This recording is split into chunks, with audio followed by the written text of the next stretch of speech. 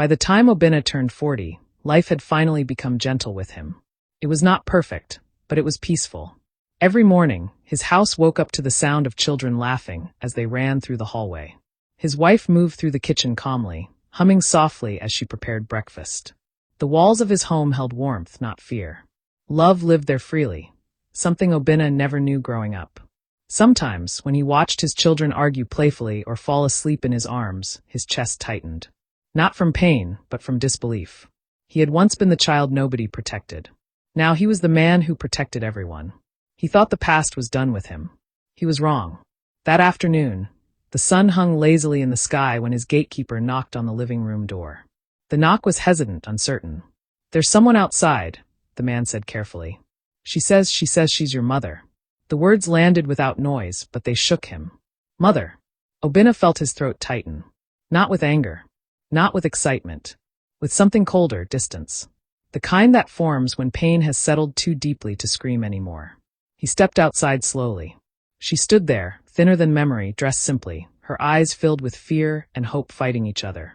Time had changed her, but not enough for him to forget. This was the woman who carried him for 9 months and abandoned him without looking back. She tried to smile. "Obinna," she said, her voice trembling. "My son." He looked at her for a long time before speaking. "Why are you here?" Her lips quivered. Tears followed. "I was young," she said quickly, as though speed could excuse absence. "I didn't know what I was doing. I was scared." Obinna listened quietly. Years ago, those words might have shattered him. Now they simply echoed. "You were scared," he said calmly. "But I was a baby." That sentence hung between them like a mirror. She broke down, crying openly now. She spoke of regret, of guilt, of watching him from afar, of hearing about his success, his wedding, his children. She said shame kept her away. Obinna felt something twist inside him. Not pity, not forgiveness, but truth. "You heard I was successful," he said softly. "But you didn't come when I was hungry, or lonely, or beaten by life." She tried to reach for his hand. He stepped back gently. "A mother stays," he said. "A mother doesn't wait for comfort before returning." Behind him, his wife stood quietly with one of their children in her arms. She said nothing. She did not interfere. She understood this was a battle only Obinna could fight. Eventually, the woman realized there was nothing more to say. She turned and walked away slowly, shoulders bent under the weight of years she could not recover. Obinna watched her leave, not with hatred but with finality. That night, sleep did not come easily. Though his house was full, something restless stirred inside him. The past he thought was buried had knocked, spoken, and left again, but it had not taken its shadow with it. As darkness wrapped around him, Obinna closed his eyes, unaware that the boy he used to be was about to meet him again. Sleep came late that night. Obinna lay beside his wife, staring at the ceiling, listening to the steady rhythm of her breathing.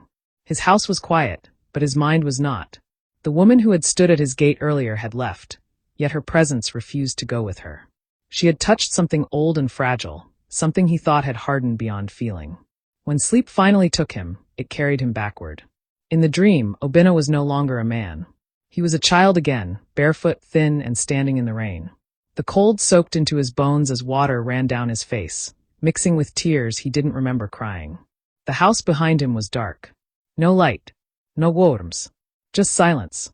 He called out once. Then again. Manga. The word felt heavy on his tongue, unfamiliar, like a language he was never allowed to learn. Footsteps approached from behind. When he turned, he saw her. She looked exactly the way she had the day she left, young, neat, untouched by regret. She did not look at him with love or hatred. She simply looked unsure. "Why did you leave me?" the boy asked. She opened her mouth, then closed it again, as though the truth was too sharp to release all at once. Finally, she spoke. "I was tired. I wanted my life back." The words fell like stones.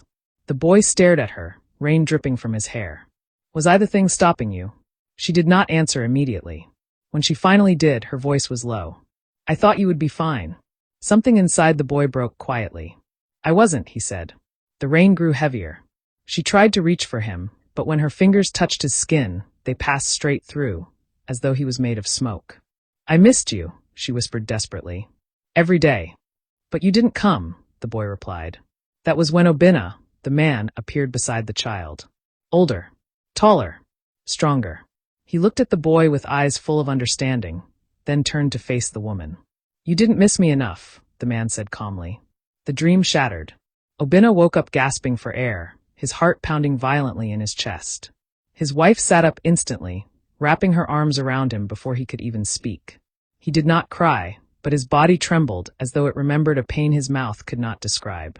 That morning, Obinna drove alone. He went to the cemetery where his father was buried, the man who stayed when staying was hard. Standing before the grave, Obinna felt something loosen inside him. "You tried," he whispered. And that mattered. The wind moved gently through the trees, carrying a peace he hadn't felt in years. Back home, Obinna watched his children run toward him, calling his name with joy. In that moment, something became clear. He could not change what had happened to him, but he could decide what happened next. That night, Obinna wrote a letter he never planned to send. He wrote about hunger, about loneliness, about being chosen last, about surviving without a mother. And when he finished, he folded the paper, burned it carefully, and watched the ashes disappear. The boy who waited in the rain had finally been seen. And slowly, quietly, he began to